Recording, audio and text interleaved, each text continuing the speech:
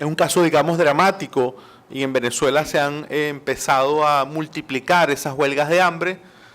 Hay unas imágenes que presenté en el video inicial de jóvenes que se cosen la boca, personas que para llamar la atención no solamente hacen una huelga, sino que se rompen las venas y para lograr que el Estado y la opinión pública preste atención sobre lo que están viviendo.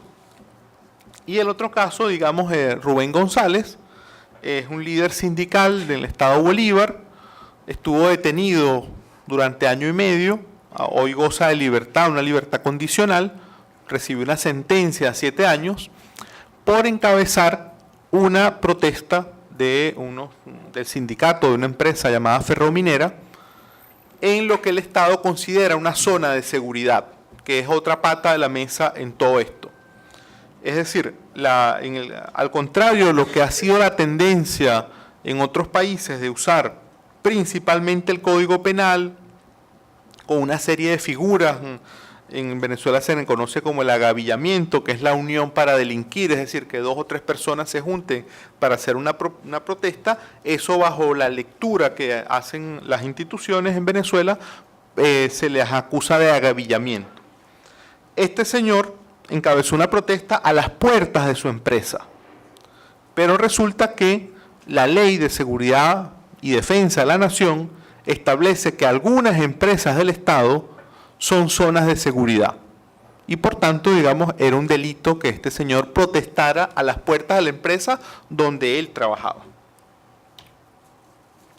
En este momento y en una recopilación que se ha hecho, pues hay alrededor de 2.500 personas sometidas a distintos procesos por el delito de manifestarse.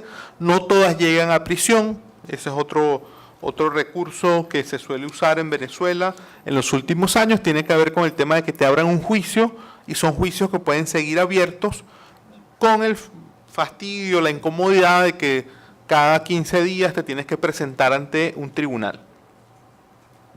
Se está aplicando, como les comenté, el Código Penal. El Código Penal expresamente tiene artículos que consideran delito el cierre de vías públicas, el cierre de la realización de manifestaciones en ciertos lugares, la crítica de las autoridades, etc. Por ejemplo, el señor de la franela, expresando su opinión sobre la revolución de Chávez, se le aplicó el Código Penal.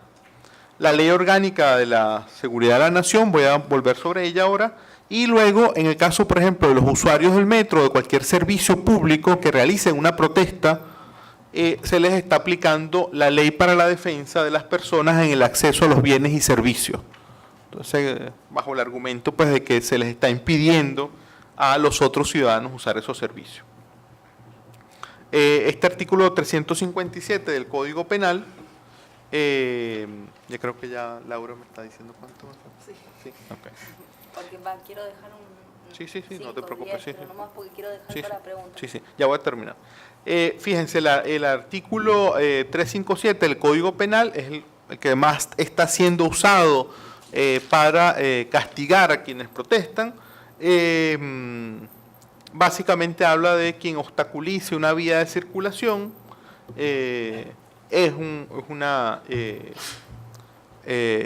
puede ser, digamos, sancionado, pero además ese artículo es muy duro porque establece que quienes resulten implicados en cualquiera de estos supuestos no tendrán derecho a gozar de los beneficios procesales. Es decir, básicamente es mandarlos a prisión. O sea, y ahí voy a volver sobre otra cosa, otra herramienta que se está usando, que es bastante perversa en el tema de Venezuela. Bueno, acá está el tema de las leyes de seguridad. ¿Qué son zonas de seguridad? Bueno, es una zona de seguridad fronteriza, es decir, la frontera, cualquier zona adyacente a la orilla del mar, de los ríos, lagos, los oleoductos, gasoductos, eso tendría sentido, las zonas que circundan las instalaciones militares, las industrias básicas, en este caso la empresa donde trabajaba este señor Rubén González, la Ferrominera, es una industria básica, entonces pasa a ser zona de seguridad.